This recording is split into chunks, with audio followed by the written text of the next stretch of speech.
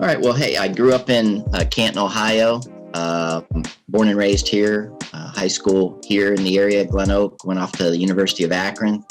Definitely had plans to, major in business. It's where I met the lady I would marry, and subsequently had 4 kids. But early on, was a business major, a marketing guy, and came out, went into corporate America, really enjoyed that side of things. Of course, when I went off to college, even though I was raised in a home that we went to church every week, and we didn't miss. And that was something Mom and Dad really instilled in me. Faith was very, very important in our family, but it wasn't something we talked a lot about outside of Sunday. Often, it was a quiet ride to or from church, and I was ready to put on NFL football or whatever was on, when I got home. So it wasn't a lot of talk of faith. We did pray, over meals, and certainly faith was highly important. I give a lot of credit to my mother for that. My dad was solid, certainly a faithful man. But my mom was really the one who led the charge on making sure we kept our faith in Christ as the very top in our foundation and growing up. And so, but after, you go off to college, you kind of slide back from your faith maybe a little bit, never certainly gave up the faith, but it's actually kind of when it became my own in college. And then after college, as I'm out on my own in corporate America, you begin to see how important those underpinnings and those foundations are. And so, at one point though, I was busy working, trying to earn a living, trying to climb the corporate ladder, goals of being vice president by the age of 30 in a company. And the Lord just got a hold of me. And a long story short, I felt led and called into ministry. And I didn't know what that looked like. But I ended up starting out. I spent 10 years on staff at the church I grew up in at First Christian in Canton. And I was originally director of communications, and then in a later season was the executive pastor. So, I always have had this wrestling match between, vocational, faith-based employment and work and career, and business and marketing and the marketplace. And so marketplace ministry really is kind of my sweet spot.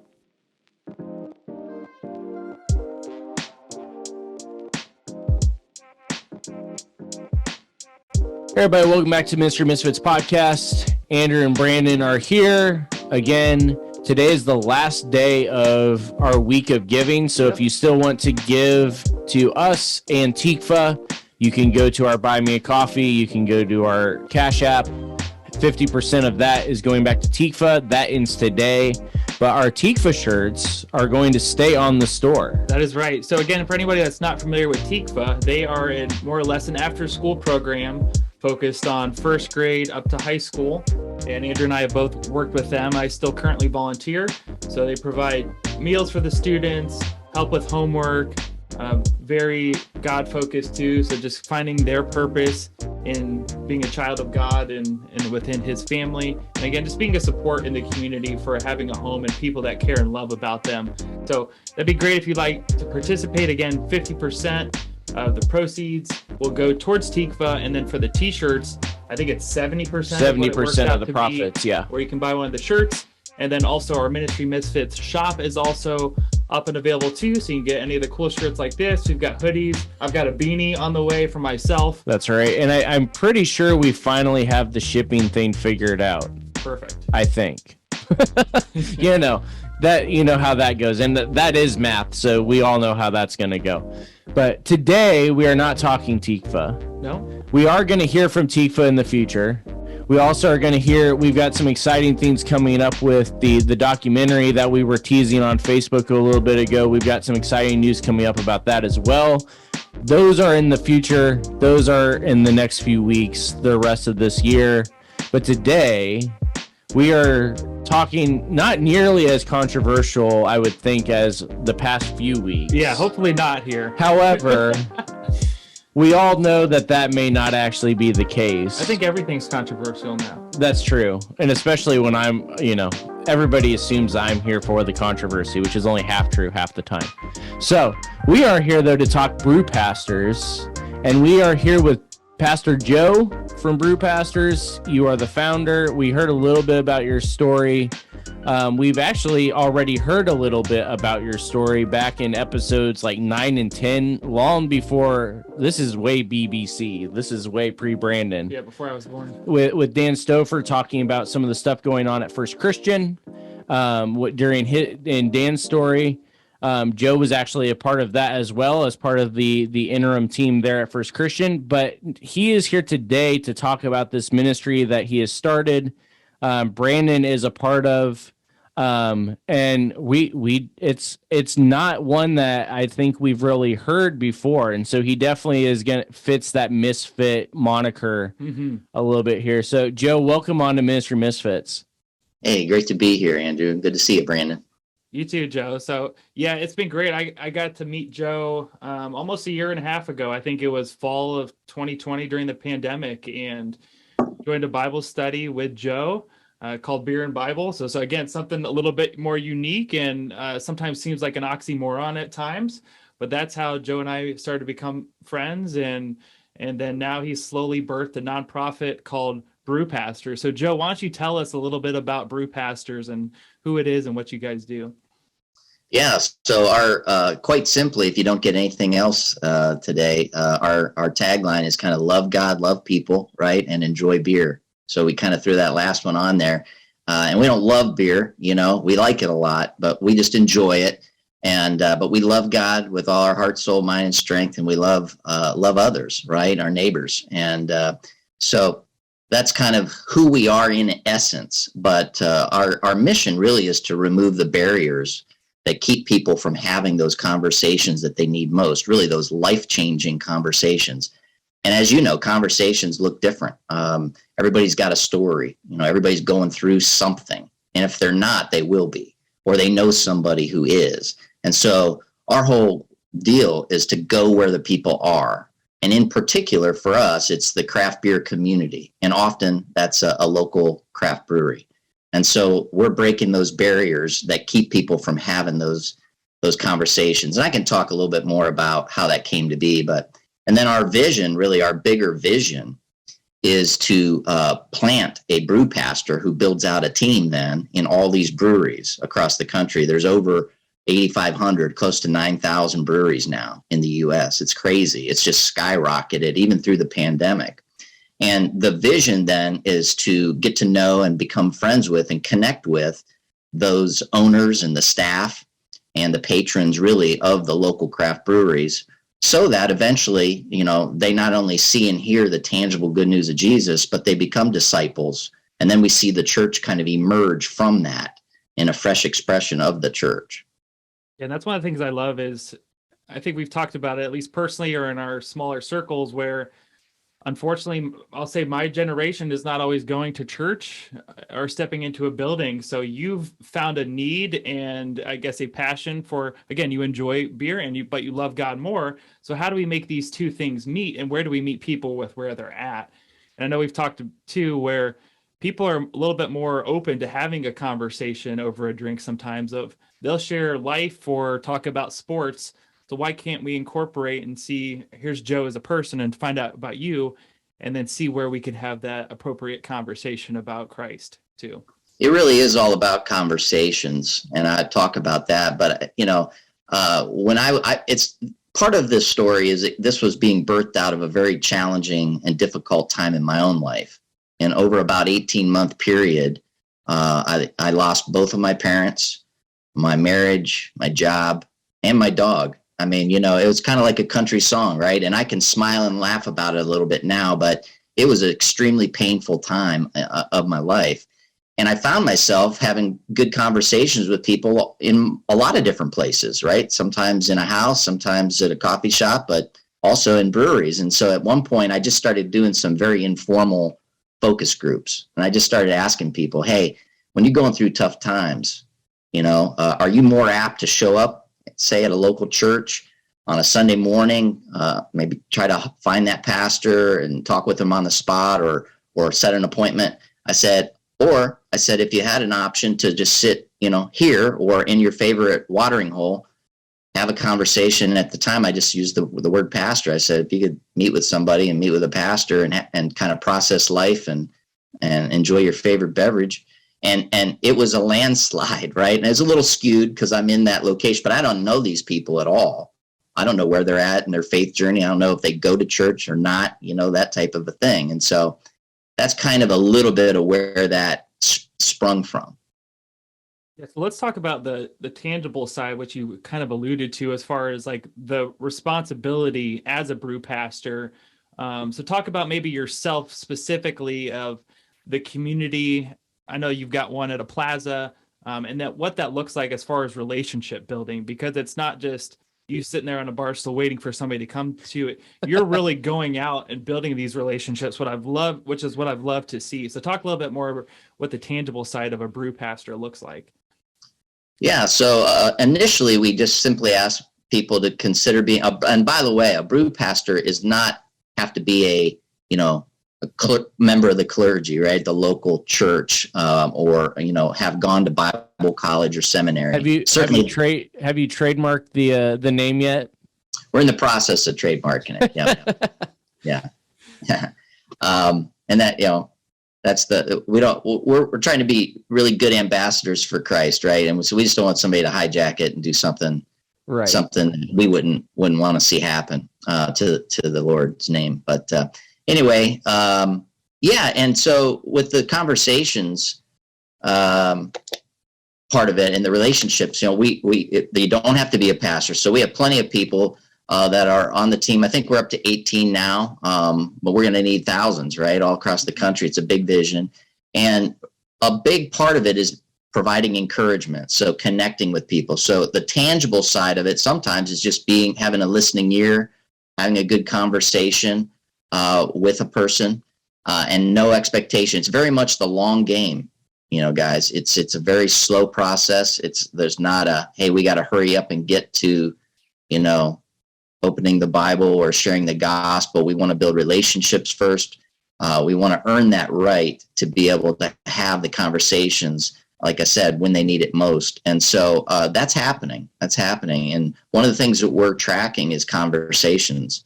And I think it was last month we had 191 conversations with people, all different kinds of conversations, right? Some of them were very short and very casual in nature.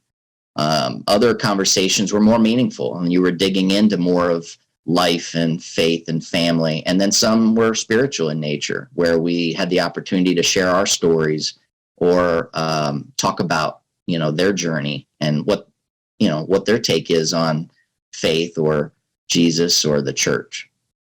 Yeah, you're really talking our language without realizing you're talking our language. A lot of this stuff is the stuff that we've talked about multiple other areas, but this idea of, the relationship building, we're talking the 5 B's, the evangelistic disciple making of that belong before belief. You're right. talking long haul, 4 to 7 years is typically what we talk about within a church setting, sports ministry setting. But, it's the same thing here of when we don't rush it and allow the chance for God just to work on the individual as the individual, the results are much, much healthier results.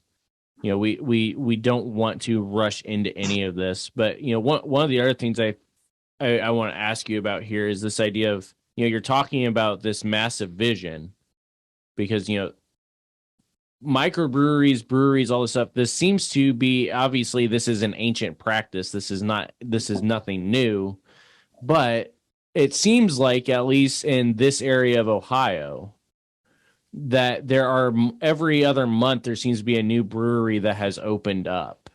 Is this something where you're looking at this as, hey, we've got this massive market that's about to open up, or is this just this is where, God found me in a dark time and I need to be able to be there for other people?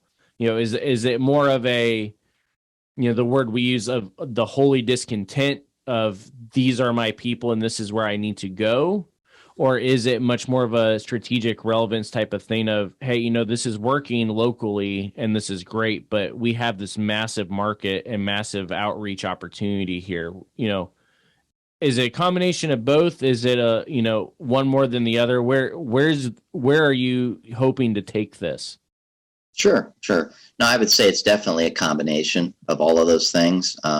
And that's how God tends to work best in my life, when everything kind of merges and comes together, and it just kind of reveals, what the future might look like. And so, it was partly my own story, but my story is so many other people's story, right? And everybody's story looks different. At the same time, so it's no secret, right? Church attendance for the last decade plus has been on a slide, and then COVID just accelerated that to a huge extent. And so at the same time, you have church attendance at the lowest point in history for the United States. And then you've got the highest point of craft breweries being built, and people are gathering there. And then often I would say a microbrewery often looks more like a micro church. I mean, they're already doing community. They're already connecting. They're already out there making a difference and funding different nonprofits or taking care of people that come to know, patrons who might be dealing with something like needing a cancer fund to raise money to help the family. So we are just trying to be intentional and introduce, faith and Christ there, and be able to be an encouragement to those people. So it's really a blend of all that. 75% of all adults in the United States that are 21 and up live within about a 5-mile or 10-mile radius of a local brewery now, as we approach almost 9,000 breweries. So a lot less breweries than churches, obviously. But, this isn't about, hey, stop going to church on a Sunday. This is about, we're really more like a missionary sending agency, right? So we want to equip people to go out and live on mission specific to the craft beer community. Which that actually was my next question here before we have to take a break. Part of what we've talked about, the American model of missiology is much more of, we go out of the U.S., we go somewhere else for a week, we convert them all, and then we come back and share the story and have a big party. Right. We've talked a lot about trying to change that mindset of, we need to be looking local, state, national, international, and we need to be intentional, and that all of these things need to be in a discipleship mentality and developing those relationships like you're talking about. But even more than that, post-conversion, having that accountability and having that discipleship, which typically we think of local church as the place to go. Are you guys looking for churches to connect with? Are you trying to connect the new believers with the local church? Are you guys actually looking, really, you guys are almost looking at planting churches within some of these microbreweries?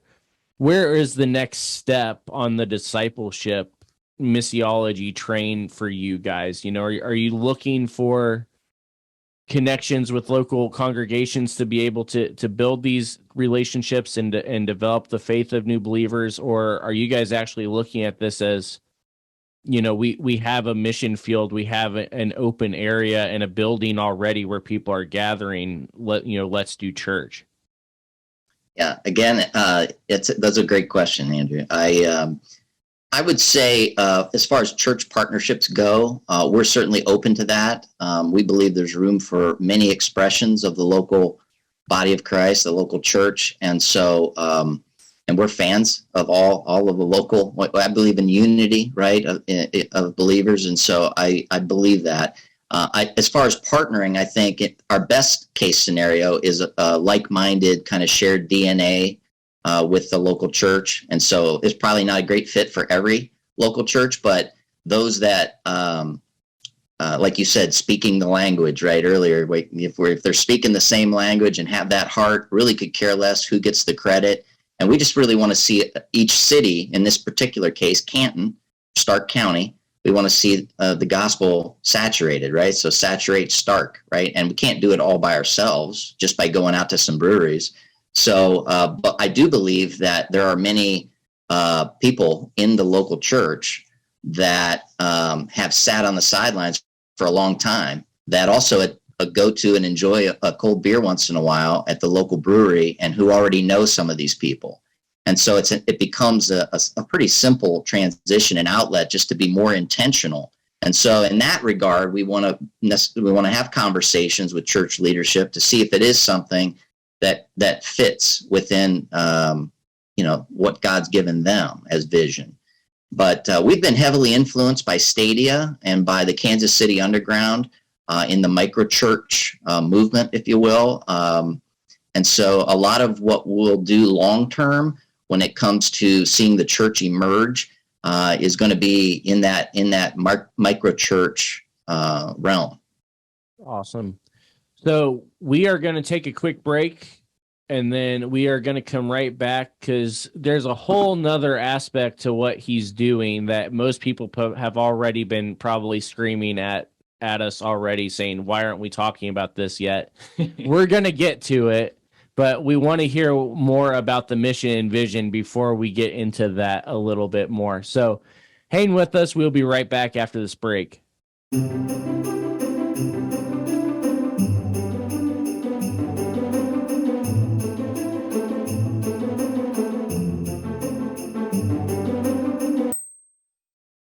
This episode of the Ministry Misfits podcast and this awesome shirt are brought to you by Courageous Clothing Company.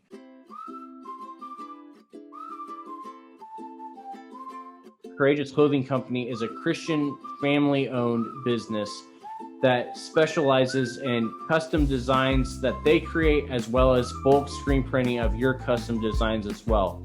When you buy from Courageous Clothing Company, you're not just buying an awesome shirt, you also are helping spread the gospel across the world through the missions that they support, such as this here with Ministry Misfits, as well as with their own designs that have Christian-themed messages, sharing the gospel in an awesome and relevant way, or as we say within CSRM and Ministry Misfits, strategically relevant evangelism.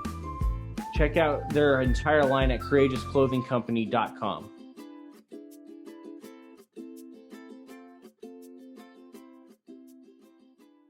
All right, welcome back. We are still here with Joe Franz of Brew Pastors. And before we went to break, he was talking about kind of the mission vision of what they've been doing, as well as where they're kind of heading, talking the micro church movement, talking a little bit of church planning, but much more of this evangelistic, disciple making, community bridge building type relationships and ministry. Really, it's a local mission agency in a way.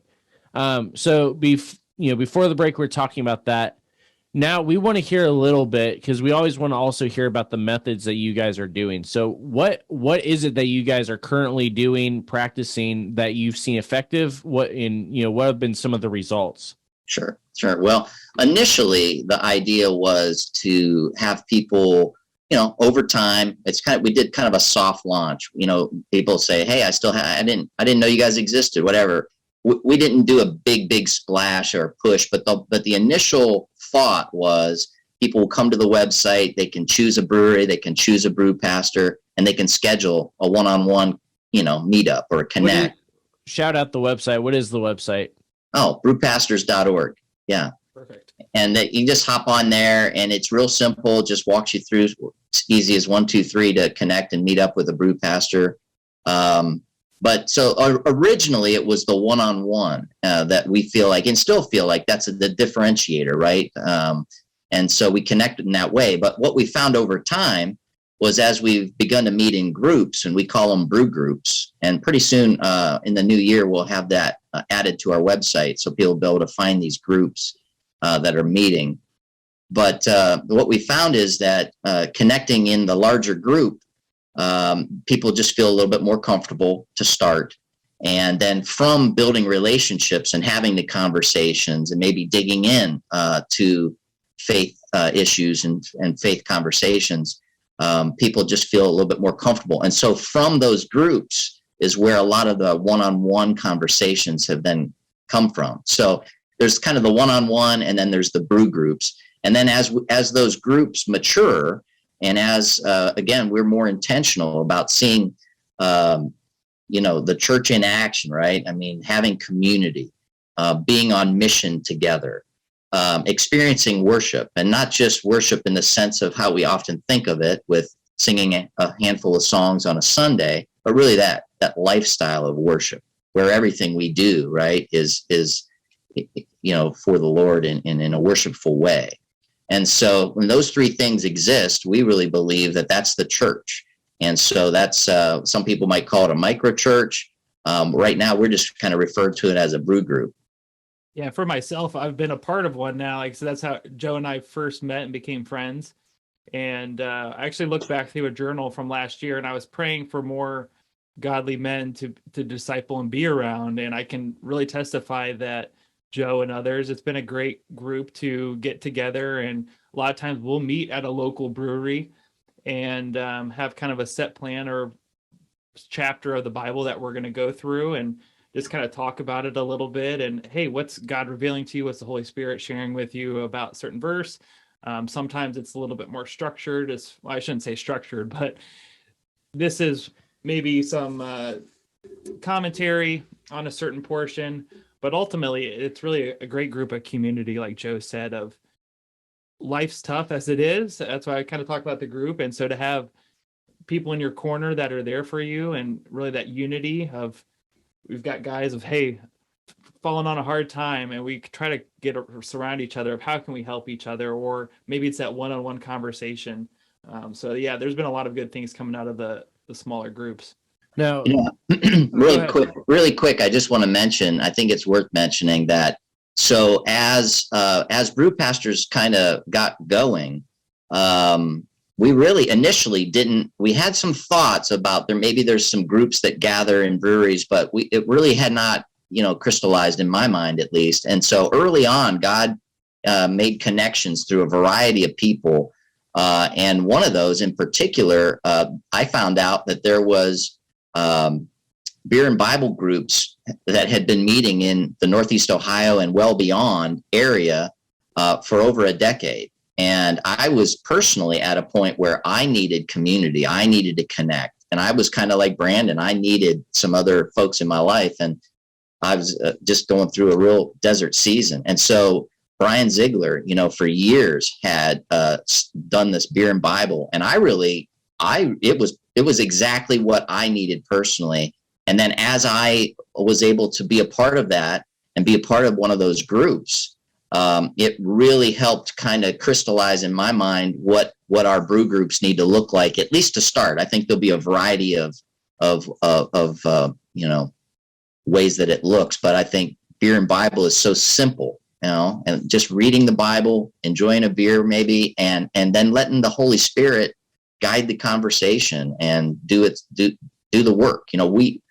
We often feel such a tug to do everything perfect and all of that, but it's just like, let the Holy Spirit work. Now, what you're talking about here, the initial idea of, okay, yeah, maybe there's a group of guys coming in doing Bible study here and there, that probably doesn't seem anything intrusive, anything like that. But when you start talking much more about, really the micro church style of doing things, where it's very intentional, it's almost scheduled out as far as when we're going to be there. It's much more of we're inviting everybody around us to join in and be a part of this. Has there been any kind of, good or bad feedback from some of these breweries, whether it's the owners, whether it's the staff, as far as here's this group of Christian guys making a scene within our pub? Is this something that you've experienced where staff is very welcoming? They're great. This is great. We've got customers coming in all the time. Or is it much more of a, hey, are these guys going to cause some trouble for us? Because, we unfortunately know the reputation of the American church as far as the alcohol industry in American history. 1920s, Andy Griffith Show, all of that. What has been the response? Has it been much more of a cheers reaction or what we need to get these guys out of here? Yeah, so boy, there was a few different questions in there. Plenty of classic TV references too. I wasn't sure how many I could fit in this. Yeah, that was pretty good. It was pretty good. I would say, jokingly, that it's so far it's been more like the cheers, where they're just everybody knows your name, right, and they're always glad you came, type of a thing. So I think for the most part they've been glad to see us. Yeah, we're bringing them customers, but we're it's more than that. We're getting to know them. Obviously, if we don't know somebody well, they may have formed an opinion about who we are or what we're up to. But it's not like we're hiding anything, but we're not come in there with a goal to necessarily start a church that's going to meet in a brewery on every Sunday. In fact, the church, as you know, it's not a place. It's not something you go to. And so we may or may not have groups that meet on a weekly basis in the brewery and call that a micro church. I truly believe it's living out, right? It's living that out, and we know that it's good to gather, right? I know that we should gather, and we do, but so I think we're still super early in what we're doing, and so we're still figuring it out. I don't want to make it sound like I have all the answers or figured out. I think God's going to reveal a whole lot in the days and weeks and years to come. And so we're just trying to be obedient. We're trying to go where we see him at work and just join in with what he's already doing. And like I said before, microbreweries are a lot like micro churches. They're just maybe missing that faith component. And so to answer your question, though, in particular, this whole thing kind of got started at Shale Brewing in the Canton area, North Canton on Whipple, and then eventually it moved out from there. Jeff Joliet, I got to know him as the owner of Shale, and he's just been great. We've kind of ministered to each other and grown in our faith, and I've gotten to know a lot of the staff, certainly at a couple of their locations. And so, but we've built relationships with other breweries as well. And I don't want to get in there trying to name every name and brewery, but we've also had breweries reach out to us. One in particular here, not too far away from the Canton area, reached out and said, hey, how do we become a part of the Brew Pastors network, if you will? And so I went and met with the owner, had a great conversation, and now we've got some new brew pastors coming on in that area who will basically just start hanging out more. They already hang out there, but they'll start being a little more intentional, and they'll be available to the owners, the staff, the patrons, just to walk with them through life's challenges and share faith. Why do you think that is, that you now actually are starting to see, saying we want you here? What is it about what you're doing that you think is attracting, these businesses to want to basically, this would almost be the equivalent of they're calling for a chaplain. Yeah. Where do you think, what is it about what you guys are doing that is attractive to these guys? Is it because it can't just be the business side of it? Because, there's plenty of other ways to attract business besides having, somebody that's in there that is wearing a Brew Pastor shirt and leading a Bible study. What is it about what you guys are doing that's so attractive to these businesses? I think the thing that's attractive is Jesus, quite honestly. I think there's nothing we're doing in particular. I think it's, again, going to where God's already at work. Maybe he's already softening some hearts. I know we'll run into folks that aren't open to what we're doing. They're going to be more closed-minded. We pray for all the breweries in the area on a regular basis. We pray for their owners. We're planting seeds. But really, I think if I had to sum up, I know that's a really simple way to answer your question, but I would say it's because we care. We care, and we don't have an agenda. We're not a political group. We're looking to unite rather than divide. And as you know, in today's climate, that's extremely difficult.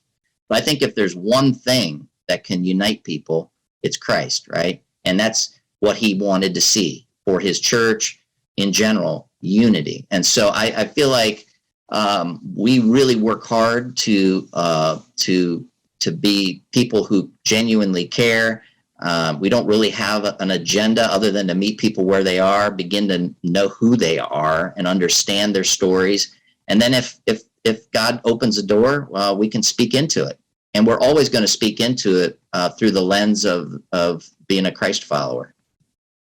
Yeah, we do have to ask, because we're getting down to the final minutes here, and we want to make sure you guys do have an event coming up. We want to highlight that as well. But everybody, I'm sure, has been asking this since they first heard what you've been doing. How has the church, more of a universal style when we're talking, how has the church responded to a lot of what you are doing? Because the idea of alcohol outside of communion, mixing with Bible study or mixing with all these different things, depending on where you fall on the denominational map, can either be something where it's like, yeah, this is what we do, or what are you doing? You've just completely destroyed your witness. What's been the church response to all of this? That's a great question. It's a great question. And, I've been surprised to some degree. There has not been a big pushback. There's certainly been a few people. And the best way to kind of I'm less concerned about what all of the maybe church goers or pastors in the area necessarily think, although I will say many are on board with our method, because we certainly do not promote drunkenness. We believe that's a sin. We know that people mess up and they do have too much, and we want to be there for them during those times. We also know people have addictions to alcohol and to other drugs or other things. And so we want to be there for them. We want to partner with local nonprofits, with local churches that provide, maybe Celebrate Recoveries or divorce care, grief share, counseling services. And so we meet people where they're at. And so, pretty quickly we can identify if somebody has a problem with alcohol, we don't want to encourage that. But we believe in moderation. It's okay. In fact, I've read several books and I've done my own study through the Bible that I really believe you could land, good people could land on either side of that conversation. And that's okay. This isn't for everybody. But by and large, it has been a non-issue. For instance, we set up a Brew Pastors tent at a local marketplace, and we literally had hundreds of people come through, and we had really dozens of conversations throughout the day. And I would say it's probably 80-90% positive. Sometimes you get a sideways look. I think the naysayers, the people that think, that don't bother to have a conversation with us, that don't bother to, want to talk about it and understand who we are and what we're doing and what our approaches are, then they just keep walking, and that's okay, but there's been so many people come by and say, wow, I should tell so-and-so about this, or, and they're talking about people in many cases who would never go to our local churches on a Sunday morning. And so now they believe there's a way that they could introduce them to some people and have a conversation. And by the way, real quick, I just want to mention that it's not, you mentioned guys, and it is a lot of guys because the craft beer scene is certainly a lot of men, but we do have our first lady brew pastor came on board. And this, in the future, we truly believe to be a full expression of the church. We want to make sure that we have, a good representation of the humans in this world. Right? That's great. I was gonna say I've been at some of those market events, and people I think sometimes thinks it's an oxymoron when they see Brew Pastors. And they look at the tent and you can see the confusion stirring in their head. And then as Joe said, the ones that actually have a conversation with us, many walk away and say, I get it. I see what they're doing. It's a great idea. And also to back what Joe was saying too, there's also been a lot of good female response back too of, is there an all-female group or a mixed group, which is what Joe's vision is continuing into 2022. So as we look ahead, Joe, how can listeners support you? I believe there's an upcoming event that should be actually this Friday coming up. So let's talk about that and also any other ways that people can support you afterwards. No, I appreciate that. We are a 501c3 nonprofit organization, so this is all funded through your generous donations. I am full-time. I do draw a paycheck now. Just started being able to draw a little bit of a paycheck from this. So I'm giving my full-time effort to seeing this come to fruition. And I'm thankful for many of, even some of your listeners, I'm sure, are supporting Brew Pastors, and I very, very much appreciate it. Our event coming up, it's on December 10th. So if you're hearing this before then, we would love to have you. It's going to be at Shale Brewing Company on Whipple. They're actually, in fact, on the other side of this glass that I'm enjoying this beer out of, is the Shale Night of Giving. And so it's on December 10th, this Friday, and it's their annual Night of Giving. And, really because of the relationships that we've built and because of the support that we've received, they've made us the beneficiary that night of their annual Night of Giving. And so we're just inviting everybody, friends, family, people who know about Brew Pastors, people maybe have never even heard of it, to come on out, enjoy themselves.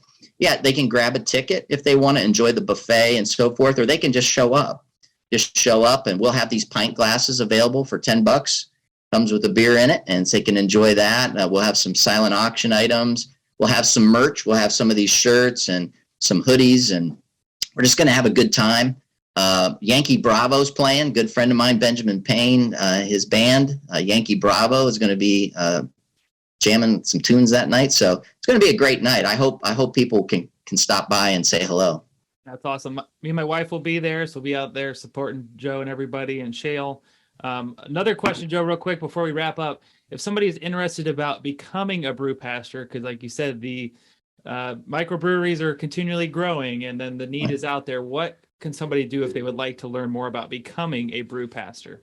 Yeah, no, that's awesome, Brandon. Thanks for mentioning that. If you go to brewpastors.org, there's a menu item. It's you can click and drop down. It'll say become a brew pastor. And it's really like a 2-question thing. They fill it out. It just kind of lets us know they're interested. And then they'll get another email with really like a 5-step process. And so, we'll interview them, talk with them. We'll check references. We'll do a background check. There's several steps that we ask somebody to walk through with us as we get to know them and they get to know us, see if it's a good fit. And if it is, then we'll move forward and welcome them to the team and just be about the Lord's work. So thanks for asking that. And we would love to, talk with more folks. So thanks for mentioning that. Yeah, perfect. Awesome. So we are out of time for today. There is still, if you are listening to this on day of release, there is still time for you to give to the Misfits Tikva Partnership Giving Week, whatever we called it. I don't remember. Giving Tuesday week of giving. Yeah. Go to our Buy Me a Coffee page. You can go to our Cash App. Any money that's coming in until tomorrow, Wednesday, December 8th. Any money that's coming in 50% will be going towards Tikva. Speaking of merchandise, our merch store is online. You guys can find shirts, hats, hoodies, a whole bunch of different stuff, as well as the Tikva shirt, which 70% of the profits from the Tikva shirt sold goes back to Tikva as well. We also, next week, can you believe it? Next week, we actually have to start doing your challenge. Yeah, the 12 Days of Misfits is going to be coming up soon. Yes. Andrew and I break out some, maybe some Star Wars sweaters That's right. Yes. As we talk about, I was about to say, we weren't doing any Star Wars scriptures. You must have read the wrong email. oh, Yes. yeah. Spam mail. Yeah. So anyway, be on the lookout for that as well. Joe, thanks for coming on. Go check out his event here this Friday if you are listening on the week of release. It's at the Shale Brewing Company on Whipple here in Canton, Ohio. For the rest of you, we will see you all next week.